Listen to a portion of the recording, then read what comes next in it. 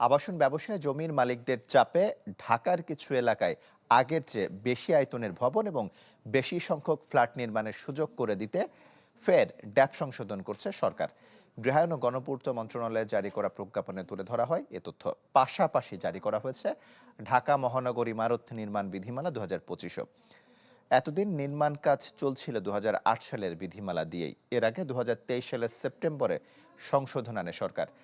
গত বছর রাজনৈতিক পট পরিবর্তনের পর একটি উচ্চ পর্যায়ের উপদেষ্টা কমিটি গঠন করে সরকার। এই কমিটির সুপারিশে ড্যাপের সবশেষ সংশোধনী চূড়ান্ত করা হয়। এর ফলে আবাসন ব্যবসা আরও স্থিতিশীল হবে বলে আশা করা হচ্ছে।